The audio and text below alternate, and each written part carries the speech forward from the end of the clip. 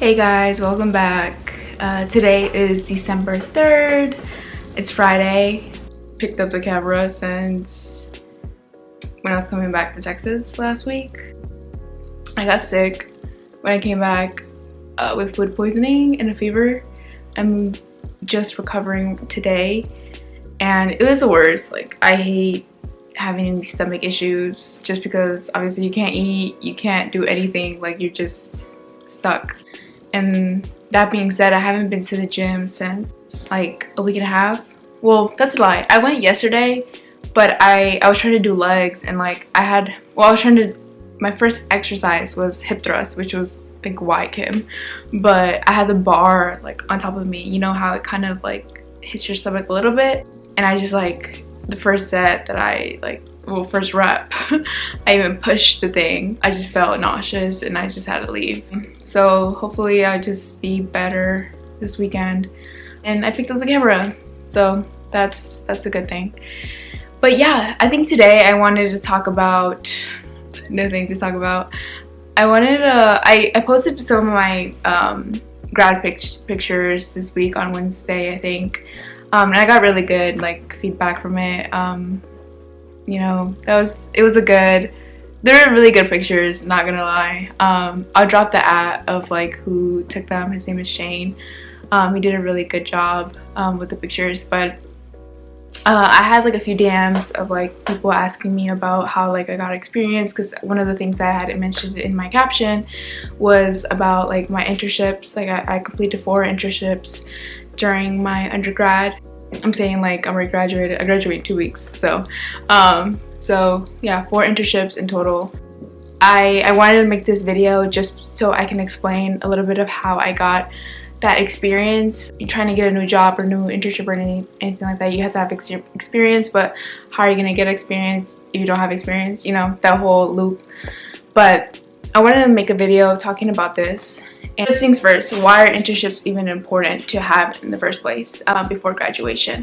And this it says about 70% of employers hire their interns full-time after they complete their internship. Another statistic is that students are 15% less likely to be unemployed post-graduation if they've had an internship experience behind their belt. And I know so many people that, you know, went off within their career or within their undergrad not really doing anything else, like not getting into organizations, not, you know, pursuing anything else other than just focusing on their studies to be able to get a job out of college. And, you know, they had a hard time.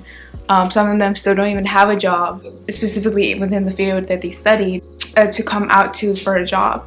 And that's really disheartening. I mean, you spend 4 years, some people even more, and you spend that time, you spent that money to be able to get this diploma and you're not even using it. So I think it's really important to make sure you put that extra effort to get an internship before you graduate. Other than just like the statistics and, you know, being desirable within the job market, I think internships are just important in general for yourself to really understand what you like and don't like in a role or in a field or an industry. So personally, I favored the tech industry over like the finance industry. Like, the culture is a lot different than finance, and that's something that I personally liked. If you like something else, that's completely fine, but that's just my own opinion.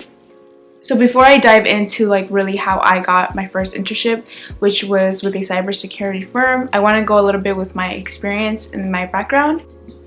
My dog is opening the door. Hold on.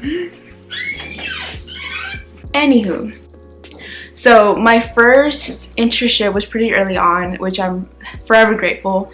It was with a cybersecurity firm here in Alpharetta, Georgia, 2nd to 3rd year. So sophomore to junior year, and I don't want to say I got it out of luck, but kind of out of luck. But I can go behind that. But yeah, so my 2nd to 3rd year, I got my first internship, and at the time I was a marketing major, so it was a social media analyst role. And then after this, I was trying to look at the in tech industry. So I'm really happy that I got exposed within a tech company because it made me learn that I do like technology, find something a little bit more analytical, a little bit less marketing focused.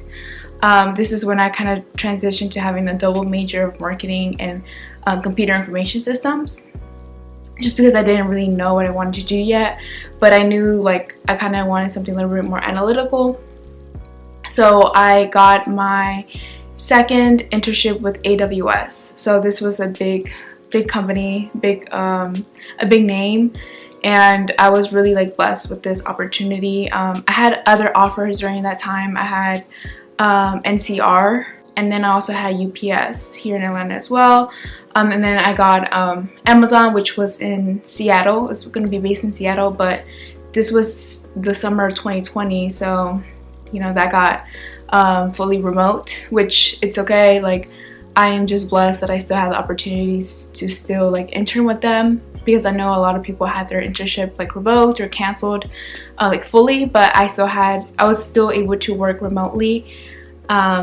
Even with the circumstances that were going on. At the time, I was going to be a senior, and I found out that I got accepted to be under the managing leaders for Tomorrow, so MLT cohort, which is a nationally recognized organization for underrepresented minority students that helps them pipeline to like prestigious companies and opportunities in the future within their undergrad program. And I really wanted to be part of this organization. The only thing is that I had to graduate like a semester behind, or so I had to be in the class of 2022. I'm in the class of 2021, but I could just extend my graduation date one semester, so I'll still be 2021. I'll just graduate in the fall, which is what I'm doing. So I accepted and I got into that program. My mentality with that is just like it will give me a little bit more time to get outside of marketing. I didn't really want to stay in marketing. I like marketing, but it just wasn't like something that I wanted to graduate with. So I did that. I changed my major to just computer information systems. And then with MLT, I was able to get 2 more opportunities. Was able to get Chick-fil-A with their co-op program. So with Chick-fil-A, it was under their technology team, and I would be a systems analyst within the technology team. But yeah, I was there for 2 rotations, during the spring rotation and then right now in the fall rotation. So I'm actually about to finish with them in 2 weeks. And then I got Salesforce in the summer. So now that I told you a blurb of like my experience, I think number one thing to do to try to narrow what roles and industries you are aiming for. With my experience, I changed a little bit, switched majors, try to see what you are interested in right now that you express interest in. And this will help try to narrow like different opportunities that you want to apply to. And it's okay if you don't really necessarily know what you want to do or the industry you want to go in, but just try to get like a broad sense of like the role of what you do want to do. So for example, you're not going to apply to a software engineer role if you're like a finance major and have no clue about coding or anything like that. So that's what I mean in terms of like narrowing down your search. The next thing that I recommend, which will help you with number one, is to do your research. When I say do your research, I am talking about look at the different websites that will help you look for different opportunities. This could be LinkedIn, this could be Glassdoor, this could be any university partnership website. So like Georgia State University partners with Handshake. So Handshake is one of our platforms that we can look for different job opportunities, internship opportunities for students, and also look at their company website. So for example, Google has their whole like internship or undergrad opportunities page devoted to provide information for undergraduate students and early career opportunities. After you do this, I personally created a spreadsheet, and I don't have like my internship one, but I have like my full-time one, and I can screenshot and like put a picture here if it helps. But, and again, this is really messy, different information that's necessary for that job posting. So I would put like the name of the role, the company, when is the deadline to apply, is there any connections that you might have within LinkedIn, any like extra things that you might need for that role specifically. So let's say you know that you need to fix your resume a little bit more for this specific role because there's different qualifications or experiences that you need to add to fit or to align to this role. So all of this information too you can have in one place. Helpful, especially to know that if you've applied to it, if you haven't applied to it, and like have a timeline for yourself of like when to apply to these different opportunities. The third step, which is a little bit tricky, is to make sure your resume is up to standard. I know like resumes can be kind of hard, but my key thing with resumes is just to keep it simple and keep it professional. I know a lot of people get caught up on like the design or how can I structure it to like stand out, but you do not want it to stand out in terms of like looks. You want it to stand out based on the skills and experiences that you have. Usually recruiters, there's a statistics that recruiters only take about 6 to 7 seconds to look at your resume. So you want to have like all the information there, straightforward, of the qualifications that you have and you can bring to the table. And this is where the how do I bring experience to a company if I don't have any experience? And I promise you, you have experience. You just have to translate that experience to it to be relevant to whatever role, whatever job that you are applying to. Experience can come from different avenues. So the role that I applied to was a social media analyst role. So when I was thinking about tailoring my resume to that role, obviously I had a good start. I was a marketing major, check one. Secondly, I was thinking about things that I've done in the past that might be relevant to what I was applying to. I did have an experience from high school. I was a part of the Chick-fil-A Leadership Academy in high school, and I was the social media manager. So I think it was a cohort of like 15 of us. And I like signed up to be managing their Instagram and Facebook in terms of creating content and just like tracking their analytics. And like within my resume, I basically put like XYZ amount of content for Instagram and Facebook, and that I track the analytics. So always try to bring numbers and bring what like the value that you provided for the organization, the company, the project, whatever it is. That's how you're gonna show out, and that's how you're gonna show like what do you bring to the table. So I think I said that within the 2017 school year, I was able to boost the following by like 92%. And because of this, the next following year, the next fiscal year, the amount of students that applied for the program rose up to 18%. I exposed the organization enough that it rose the amount of membership applicants that applied for the next school year. So with the resume, what I would do is just go back to the role that you are applying to and look at the qualifications and experiences that are wanted and preferred for that role. So let's say that you need to use Excel a lot in that role. Make sure that you put some projects that you've used Excel, you use VLOOKUP, you use all those different formulas to be able to perform a task within Excel, Python within that role. Express those projects or any experiences that you use Python within your project, your role, the organization, anything like that, anything relevant. Skill section, and like put that word in there. Just because ATS, which is a applicant tracking system, and they use this to automatically scan resumes for specific keywords. A lot of companies use this to save time, but it can hinder a lot of applicants because if you're not using specific keywords within your resume, you can be missing out on a great opportunity just because the system didn't grab your resume out of the bunch. Battery died. But we're back. It's getting really dark. It's not even 5 yet, it's 4:50. That was the ATS tracking systems. One thing to remember is that to not turn in your resume within a Word format, because it's going to automatically convert it into a PDF format, which would change the margins and which could change some of the words, or it just mess up your resume, and we don't want that, just because we can lose some of the words, like I said, that can bring value to getting you differentiated from other candidates. Now, the next tip or the next step that I recommend is networking.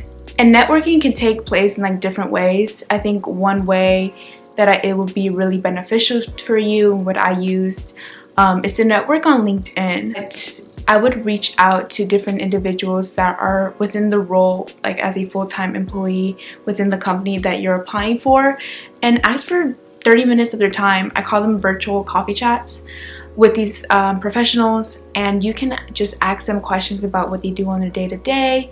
What do they recommend you to study up on, to know on, any books, any resources that they recommend you to touch, just so you can understand what they do on a day-to-day basis. What else would be better to give you a recommendation? Not to say to just, directly ask for recommendation. Please don't do that. That could be a little bit rude.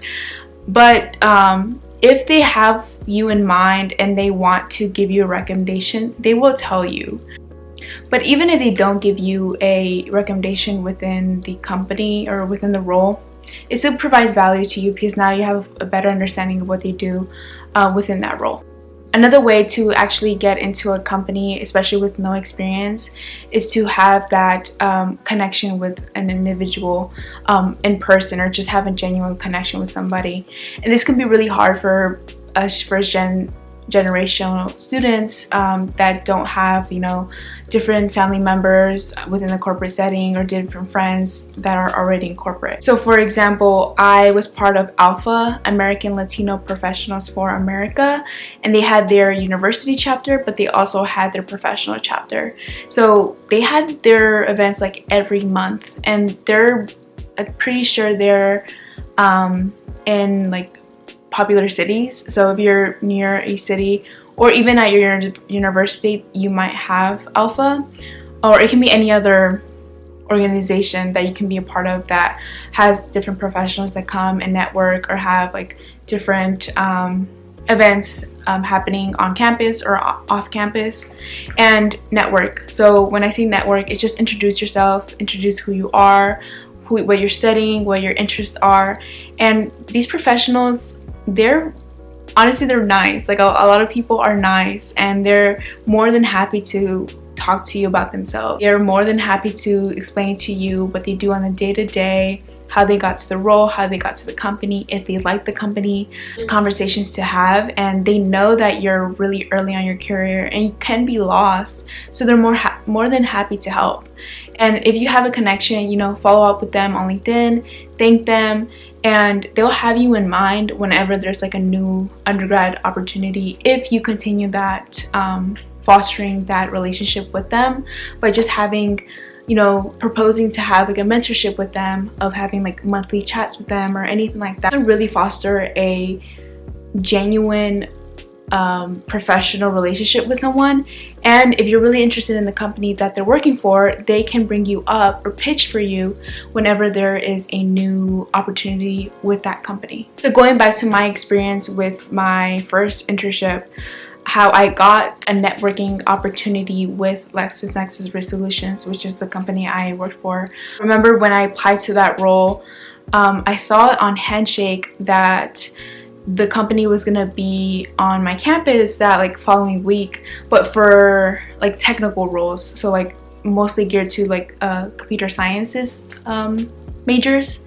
But since I knew that recruiters from that company are gonna be there, I was like, you know what, I have to go. Let me just show my face, introduce myself, even if they're not there specifically for that role.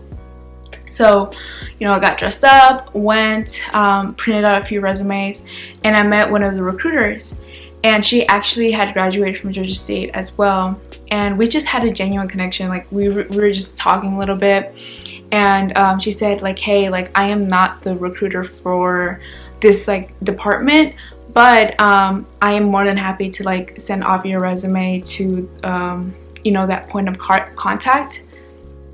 So she gave me her email. I got in contact with her, sent my resume, and also contacted her through LinkedIn, you know, thanked her. And next week I got a phone call interview. So, you know, just take the extra step nobody else is taking, because that's what's going to get you in the door. And I can genuinely say that if I didn't get that internship experience that early on, so that would be like my second year, I don't think I would have had like the opportunity to go with AWS or Salesforce, like these bigger names in the future. I just want to say that if you're not able to get an internship right off the bat early on, it's okay. Like getting internships are so hard. Just imagine how many students you're competing against, like nationwide, and other than that, like worldwide. So even if you don't get an internship like by your second year, take that time, take that summer to do something else. Try to be in a leader or take a leadership opportunity with an organization at your school. Start a new organization. Start a startup, or a small business for yourself. I have a friend who she started a social media business on her own, and she started doing social media for different small businesses around the Atlanta area. And now she's finishing up her internship at MailChimp, and hopefully, or I think they're in the works of getting her a full-time opportunity with MailChimp. And that's a great company. And this is her not having any experience, but she created that experience for herself, and she was able to translate the experience that she made for herself into a role that would bring value to a company. Well, I really hope this makes sense, and if you guys want me to go like deeper into a specific area, I can, and I can make a whole nother video about this. Again, I hope this helps, and I'll catch you guys later. All right, bye.